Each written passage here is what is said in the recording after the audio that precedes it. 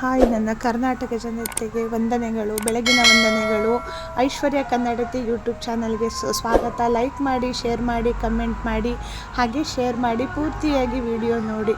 ಇವತ್ತಿನ ದಿನ ಶುರು ಆಗಿದ್ದು ಹೀಗೆ. ಹೊಸಲೆಲ್ಲ ತೊಳೆದು ರಂಗೋಲಿ ಹಾಕ್ಕೊಂಡು, ಮತ್ತು ಕಾಂಪೌಂಡ್ ಒಳಗೆ ಒಂದು ರಂಗೋಲಿ ಹಾಕ್ಕೊಂಡು, ಮತ್ತು ಹಾಗೆ ತುಳಸಿ ಕಟ್ಟೆ ಹತ್ತಿರ ನೇರವಾಗಿ ಹೋಗಿ ತುಳಸಿ ಕಟ್ಟೆ ಎಲ್ಲ ತೊಳೆದು ಅಲ್ಲೊಂದು ಚೆಂದಾಗಿ ರಂಗೋಲಿ ಹಾಕ್ಕೊಂಡು, ಮತ್ತು ಅಷ್ಟರೊಳಗಡೆ ಹೊರಗೆ ಹೋದೆ.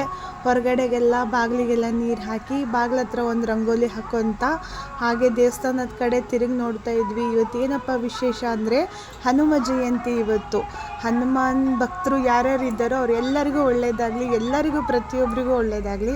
ನನ್ನ ಮಗಳು ಇವತ್ತು ಹೇಳೋಕ್ಕೆ ರೆಡಿ ಇರಲಿಲ್ಲ, ತುಂಬ ಚಳಿ ಇತ್ತು, ತುಂಬ ಹೊಚ್ಕೊಂಡು ಮಲಗ್ತಾ ಇದ್ಲು.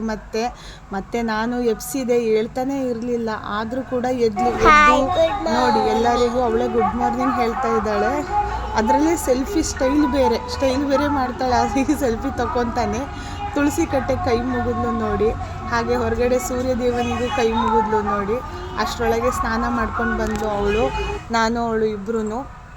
ಆಮೇಲೆ ದೋಸೆ ಮಾಡಿಕೊಟ್ಟೆ ಅವಳಿಗೆ. ಅವಳು ದೋಸೆ ತಿಂತಾ ಇದ್ಲು.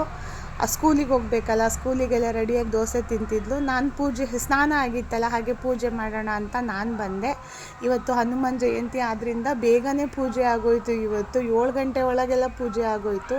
ಹಾಗೆ ದೇವ್ರ ದರ್ಶನ ಮಾಡಿಕೊಂಡು ಇವತ್ತು ಹನುಮ ಜಯಂತಿ ನಮ್ಮ ಮನೆ ಮುಂದೆಗಡೆನೇ ದೇವಸ್ಥಾನ ಇದೆ. ಇವತ್ತು ಹಣ್ಣುಕಾಯಿ ಎಲ್ಲ ಮಾಡಿಸ್ಕೊಂಡು ದೇವ್ರ ಪ್ರಸಾದ ತಿಂದ್ಕೊಂಡು ಬಂದ್ವಿ. ಇವತ್ತಿನ ಮಿನಿ ಬ್ಲಾಗ್ ಮುಗೀತು. ಥ್ಯಾಂಕ್ ಯು ಸೋ ಮಚ್ ಎಲ್ಲರಿಗೂ.